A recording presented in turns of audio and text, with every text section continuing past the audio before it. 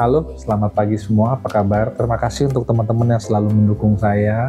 Jadi sebenarnya ada yang nanya, memang dok kalau keguguran nggak diapa-apain tuh gimana? Gimana sih ceritanya gitu? Pertanyaannya macam-macam. Jadi ya nggak karena memang ditawarin kuret takut lah apa-apa. Pokoknya intinya ya nggak mau dikuret. Misalnya begitu, kita tungguin aja tuh sebenarnya apa yang bisa terjadi. Nah jadi sekarang kalau teman-teman takut dan nanya apa ini nggak dikuret boleh nggak dok? Jawabannya boleh-boleh aja. Jadi kalau misalnya terjadi kematian janin, apalagi trimester pertama di bawah 12-14 minggu begitu ya. Banyak kan di sini yang teman-teman belum sempat ke dokter, sudah sempat ada flag-flag begitu. Pada saat nanti nyampe ke dokter ternyata sudah keluar. Itu kan sebenarnya nggak diapa-apain keluar.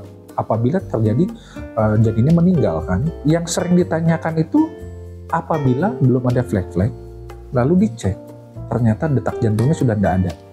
Nah ini gimana dok? Lalu kan kadang-kadang dokter menawarkan untuk kuret. Kalau takut, boleh nggak saya tolak ini dok? Lalu saya ingin menunggu. Menunggu pun juga nggak masalah. Ya kita kayak menganggap yang kemarin itu terjadi keguguran secara spontan kan. Makanya di sini kalau misalnya banyak sekali teman-teman itu terjadi flag-flag. Datanglah mungkin ke Bu Bidan apa, tanpa dicek. Janin itu sebenarnya hidup atau enggak. Pastikan dulu, jangan dikit-dikit flag-flag langsung dikasih penguat kandungan ya.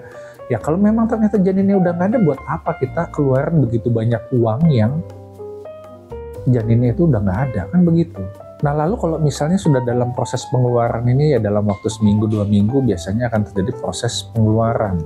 Kalau trimester pertama ini biasanya akan terjadi mules-mules, apalagi kalau cuma ya 6 minggu 7 minggu biasanya ya tentu akan sedikit lah darahnya dibandingkan yang lebih besar yang 13 minggu atau 14 minggu.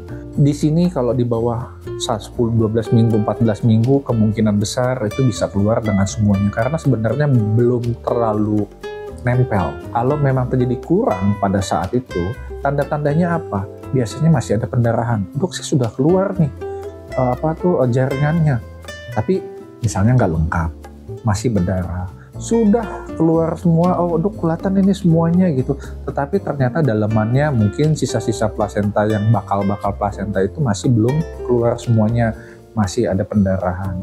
Nah di situ mungkin kita bisa pakai obat.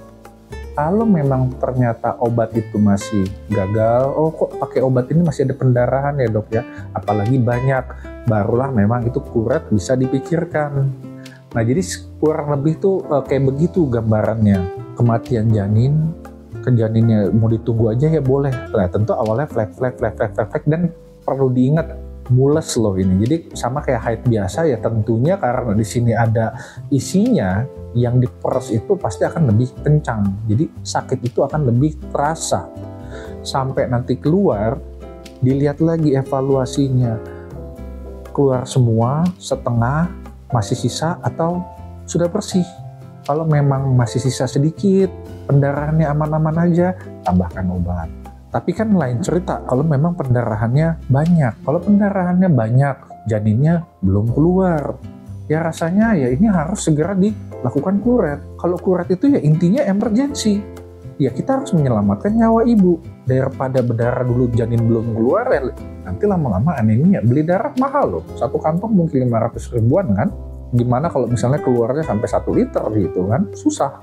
Mending kalau keluar darah 1 liter, janinnya keluar ternyata belum keluar juga kan repot, nggak bisa nunggu begitu. Jadi pada saat pendarahan begini, kalau memang banyak sekali dokter menyarankan untuk dok ini harus kuret, ya boleh.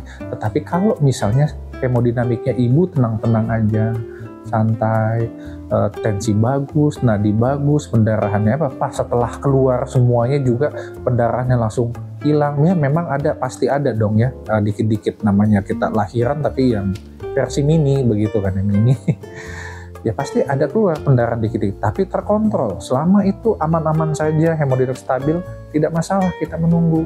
Jadi kurang lebih itu bayangankan, jangankan yang trimester 1, 12 minggu, 15 minggu, kematian yang jadi yang mungkin 28 minggu, 29 minggu ya, nggak diapa-apain, kadang-kadang juga itu sudah mules-mules sendiri ya.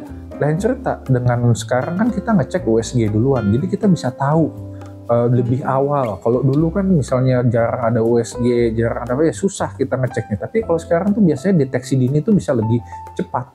Jadi kalau misalnya, oh ini kita tunggu ya, banyak juga kan yang 28 minggu datang-datang sudah ada pembukaan karena janinnya itu sudah IUFD, meninggal. Ternyata ini sudah meninggalnya lama gitu, 2 minggu, baru sekarang 28 minggu aja proses pengeluaran bisa. Nah sekarang ya apalagi yang kecil, kan logikanya begitu. Dok kalau 2 minggu kelamaan dong dok kita nunggu, nanti jangan-jangan keracunan. Biasanya itu kalau misalnya kematiannya mungkin sudah trimester 2, 28 minggu, 30 minggu meninggal, nggak diapa-apain, ya kita harus ngecek parameter darah. Karena biasanya itu zat-zat pembekuannya itu habis digunakan untuk janin yang meninggal ini. Biasanya semacam itu, jadi terkadang trombosit kita turun. Nah kalau misalnya trimester 1 ya jarang itu mungkin terjadi karena bentukannya pun masih belum terlalu begitu besar. Kalau nunggu 2 minggu masih dalam masuk akal. Tetapi kalau memang teman-teman yang prematur IUFD itu ya memang itu harus dicek. Lain cerita, ini kan kita bicara keguguran. 2 minggu dok ditungguin nggak keluar. Ya kalau memang udah 2 minggu ditungguin nggak keluar, ya berarti kan kita harus melakukan kuret, ya nggak? Apa yang ditunggu-tunggu lagi begitu lama? Apalagi kalau misalnya udah dikasih obat, dikasih ini kok nggak keluar ya, mulesnya doang, nggak keluar-keluar. Ya udahlah, kalau kayak begini kan sudah masuk akal kalau kita melakukan kuret ya.